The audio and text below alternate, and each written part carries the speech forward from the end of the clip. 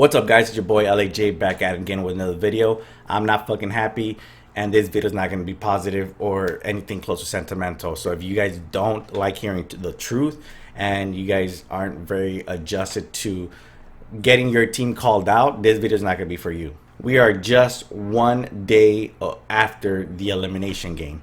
And all I could say for me personally, yesterday was the most stressful fucking day. And after the game, it was the most disappointing loss that I faced as a Dodger fan. I'm not 50 years in like most of you guys who have already experienced championships. I was 1 year old when the Dodgers last won the championship. So what I'm going to do is I'm going to try to address some of these fucking mishaps in the Dodgers organization. And I'm not going to fully blame one particular person or one entity, but there's a lot of bulk blame towards just two people in my eyes, in my opinion. So this video, if you're not ready for it, wait a couple of weeks or wait a couple of months to hear it out. But I'm gonna give you guys the truth.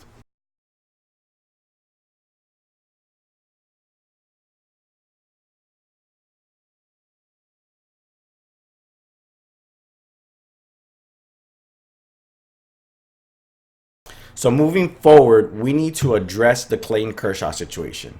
We extended, and I say we because we as fans pay for the ticket. The ticket pays for the players.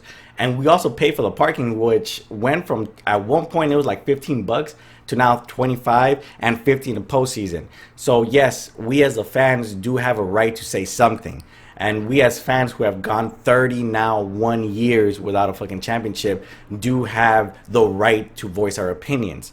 So the main culprit that I'm going to put blame on, not the entire blame, but the main blame is Clayton Kershaw. And he needs to be addressed this offseason. There's no way we're going to continue paying someone still $60 million for 2 more years. Given that, yeah, he'll give us some good outings during the regular season. Yeah, he'll look good in the regular season. But once the postseason comes, he's gonna take a shit on your dreams to win that championship. Let's not forget, 2013 against the Cardinals in the LCS was him. 2014 in the LDS versus the same Cardinals was him. 2016 in the LCS versus the Cubs was him. 2017 Game 5, if it wasn't for him, we would have won in Game 6 at home, and right now we would be world champions if not for Clayton Kershaw. And 2018, guess who was Game 5 starter? So this man, great as he may be as a human being, great as he may be during the regular season, he hasn't provided anything for us in postseason when it matters the most. So I'm giving a bulk of the blame towards Clayton Kershaw, deservedly so. There's not a damn person in this world that can tell me I'm wrong. And if you do, check out all the elimination games Clayton Kershaw has appeared in. Yeah, he had some good postseason relief appearances, but again, can we prove it with a ring? I don't think so. How are we as Dodger fans going to come back to the Giants organization when they talk shit to us and tell them at least we have 106 wins, at least we made it to the postseason? Shit ain't gonna work. We don't parade that shit down Figueroa. We're not in downtown LA closing down the streets and missing work to celebrate 106 wins, a Cy Young and MVP. Those are individual awards. Those are separate. We don't celebrate that shit. He's cost us 7 years. I'm going to say 6 because in 2015 he was pretty decent against the Mets. But nonetheless, culprit number 1. Culprit number 2, Dave Roberts. I was excited in 2016 when they hired him because I already knew he had a great spirit, a great mentality. He prides himself on character building and building a great chemistry, which is what he did. He came in, got everybody just a great atmosphere in the locker room. You can't go around hearing other players saying the atmosphere in the locker room is terrible or Debbie Downers. Everybody was constantly happy, having each other's back, joking around. A lot of great memes, a lot of great videos that came out from that locker room with the Dodgers from Dave Roberts' tenure, mostly from during their like preseason, off season. You'll see them hanging around and doing some good videos where they're either singing, laughing, or just having a great time. But this year, just Game 5 alone. Let's just discuss Game 5 alone and the way Dave Roberts managed it. Hell of a game for Walker Buehler. Oh my God, hell of a game. That's our ace. That's the face of the franchise. Him and Cody Bellinger, but that's separately. But it was tossed to the fucking trash. Great outing by Walker Buehler, just dismissed. Well, not necessarily dismissed. I apologize for that, but overlooked by the fact that the Dodgers were eliminated. And even more heartbreaking given the fact that he said that he lost it on 2 days prior to Game 5. So that hurts even more. But he played it right. He announced. Here's the thing. I don't know if he did it, strategically, but he announced days before that everybody was on deck, full hands on deck. Every pitcher was available, and Clayton Kershaw was gonna take the pressure off Walker Buehler, which is what happened. He came in. Walker Buehler was out. Kershaw came in, and he did his job. He did it. He shut the door on the Nationals. The fucked up thing is that he went with his gut, or whatever the case may be. He felt that Kershaw needed to go out there for another inning. Big mistake. Kershaw only threw 2 pitches, and those 2 pitches were home runs. And those home runs ended up being the game time. And pretty much inevitably could say the death sentence to the Dodgers season. The crazy thing about this is he had mentioned that every single pitcher was on the table, ready to go. You had Kenta Maeda coming after Clayton Kershaw, and he shut the door like immediately after. Quick with it. The mistake was having Kolarek sit down and not even come out to face his son, Juan Soto, the player that he shut down. The only player that he's faced in the division series successfully shut him down wasn't even brought up. Like, if you see Kershaw give up that bomb, we as fans already know shit's hit the ceiling. Get the fuck out of there. Get him out of there. But Dave Roberts, he wants that Cinderella story where he can prove failure turns into success. And it hasn't worked out. It just hasn't. So Dave Roberts really messed up in that sense. Joe Kelly, sticking with him in the 10th was a mistake. Going to him in the 9th was not, because he made quick work of that 9th inning. But if all hands were on deck, why didn't he go Dustin May, who was on good rest? Why didn't go with Rich Hill? Go with Ryu. Supposedly Ryu was available. Why not go to them? Why do you have to double up and go with Joe Kelly? I get it, but you have a deep pen. Go with someone else. Dave Roberts, man. So those are the 2 culprits in this blame. But I'll give some blame to the offense only because Corey Seager, Cody Bellinger, AJ Pollock, Will Smith, they were non-existent. They're completely non-existent. I can't say definitely who made the lineup, but I definitely believe David Freese should have been there. Like, he should have been in the lineup. I'd rather him get 4 at-bats than 1.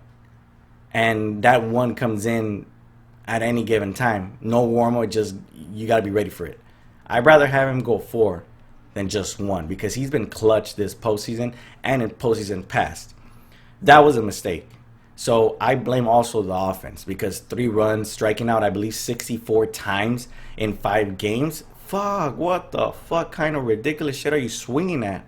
So those are the 3 blames, but the bulk of it goes to Kershaw. Most of the bulk also goes to Dave Roberts. The offense, it is what it is. They gave you some runs. The door was closed up until the 7th inning, 8th inning. Once the 8th inning came around, then it came to Kershaw. But that's a Dave Roberts decision. So those things need to be addressed.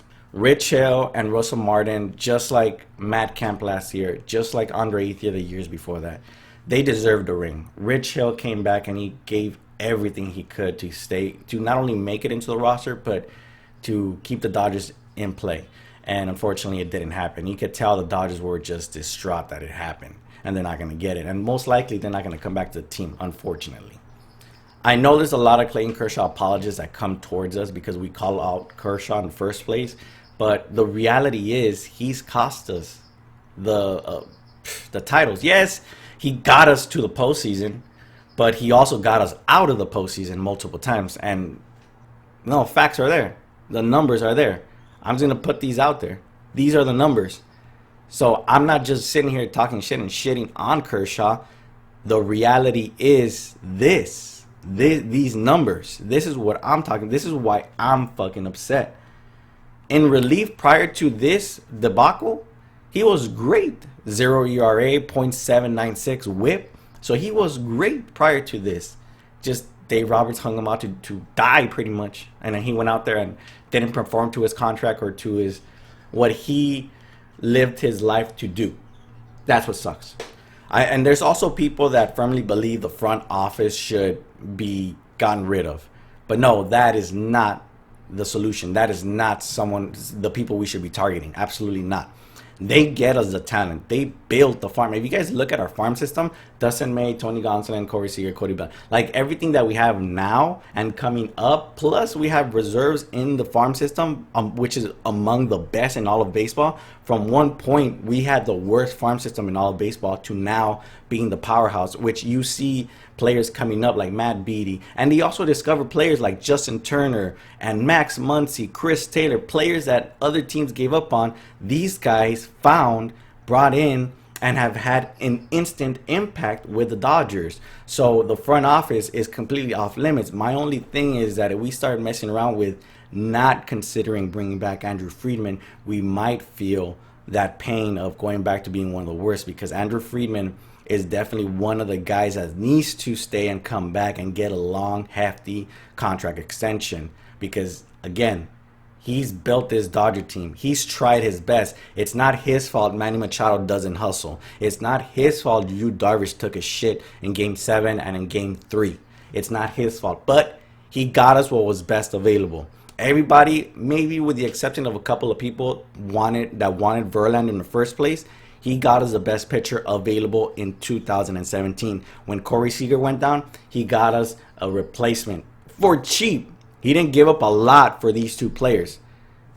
They're not mistakes, but again, they didn't help out as much. But at the same time, they tried. As far as Dave Roberts goes, his mistakes throughout the years have cost the Dodgers dearly, obviously. But thinking now, if we are going to replace him, or if that is, on the back burner, there's a lot of qualified candidates. And just to name a few, just recently today, Gabe Kapler was released from the Phillies. Now, I'm not going to fully endorse and say he's the best pickup or the best available out there, but he also has ties with the Dodgers. The same time that Dave Roberts was signed with the Dodgers, Gabe Kapler applied and he interviewed for that position. I was on board with having Gabe Kapler because he was part of our farm system. He helped the Dodgers farm get stronger, get better, and perform. I think that was the year they won the championship as well. So Gabe Kapler, to me personally right now, would probably be the front runner and might be the best qualified if we are considering a new coach. The other person that might be qualified to be the Dodgers head coach would probably be Mike Scioscia. I'm not going to fully blame him for the Angels' failures and his record, everything that just looks bad because of what happened towards the end of his career with the Angels, because he was given a trash team with the exception of Mike Trout. They had 1 year with Mike Trout that they made it to the postseason, and that year they got swept out. The problem is that Mike Scioscia hasn't been a coach, for a minute, for a little hot minute. But he does have ties with the Dodgers. Obviously, we know what he's done in the 80s. Obviously, we know that he has ties with Tommy Lasorda. He has ties with some of the Dodgers currently in the team. So Mike Scioscia could potentially also be a great fit for this Dodgers team moving forward if we were to get rid of Dave Roberts. I'm not, man, it kind of pains me to say getting rid of Dave Roberts because I know he is a great person. I know he brings the chemistry. I know he's the glue to everything.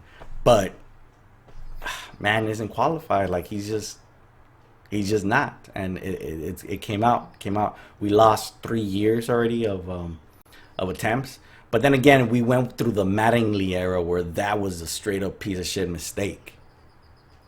The other two that are potentials for this Dodgers managerial position would be Joe Girardi from the Yankees. But with the whole Mattingly shit, it kind of leaves like a bad taste in your mouth. You don't want another Yankee on the team. And seeing what Derek Jeter is doing to the Marlins, nah, kind of don't want that. But Girardi does have some experience in the postseason, some success. Actually, not some. He has some. He has great success as far as being a manager, as far as being a player. So maybe he's a consideration. And the other one, Joe Madden, who was surprisingly let go by the Cubs. I don't know what the Cubs are doing, but keep doing it, Cubs. You guys are doing a fantastic job.